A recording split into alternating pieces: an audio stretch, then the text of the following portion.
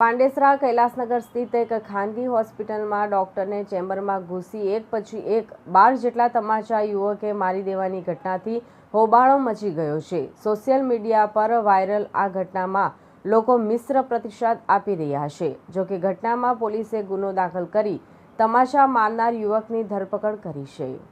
પાંડેસરાની dream child and general doctor Manoj Paramprakash Prajapati પાસે ગત 14મીએ 3 વર્ષીય બાળકે જંતુનાશક દવા ખાઈ જતા તેના વાલી સારવાર માટે લઈ આવ્યા હતા। ડોક્ટર પ્રજાપતિએ બાળકને તપાસ્યા બાદ જણાવ્યું હતું કે તેની હાલત ગંભીર હોવાથી દાખલ કરવો પડશે।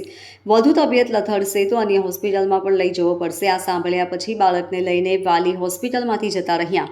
આ ઘટનાક્રમના થોડા અરસા બાદ બાળકના કાકા રાજકુમાર ઉર્ફે બાબા વિશ્વકર્મા ફરી હોસ્પિટલમાં આવ્યા હતા અને ડોક્ટર મનોજ પ્રજાપતિની ચેમ્બરમાં ઘૂસી ગયા હતા અને દર્દીઓની હાજરીમાં જ તમે કેમ ખોટી સલાહ આપો છો કહી એકાએક ડોક્ટરને તમાચા ઝીંકવાનું શરૂ કરી દેતા જોતામાં 12 જેટલા તમાચા માર્યા હતા।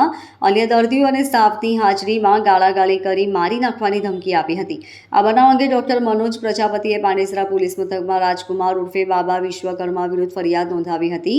પોલીસે રાજકુમાર ઉર્ફે બાબા રાજેન્દ્રભાઈ વિશ્વકર્માની ધરપકડ કરીને કસ્ટડી ભેગો કરી દીધો હતો। પોલીસના જણાવ્યા મુજબ રાજકુમાર હાલ ગેરેજમાં સ્પેર પાર્ટનું કામ કરે છે। પાંડેસરા પોલીસ સ્ટેશન વિસ્તારમાં કાલે 6:30 વાગે શામે આશરે એક હોસ્પિટલ છે dream children and general hospital. આમાં એક ડોક્ટર છે મનોજ પ્રજાપતિ, એમની પાસે એક રિલેટિવ રાજકુમાર ઉર્ફે બાબા વિશ્વકર્મા આ આપના 3 વર્ષના બાળકને લઈને આવ્યા હતા અને એમની રજૂઆત એવી હતી કે આ બાળકે ઝેરી દવા પી લીધી છે। તો એના પછી ડોક્ટરે સલાહ આપી કે એમને એડમિટ કરવું પડશે અને કદાચ જો મરીજ સિરિયસ હોય તો એમને બીજી જગ્યા પર રેફર કરવું પડી શકે છે। તો આ પછી આ લોકોએ ઇલાજ નથી કરાવ્યા અને ત્યાંથી જતા રહ્યા।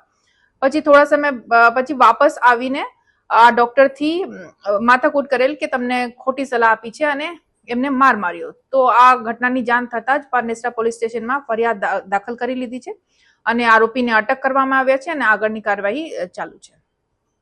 एजुकेशन में था, इसमें समय से गलती हो गई है। आइंदा हमारे बिल्कुल नहीं है। Bureau report LK star news सूरत।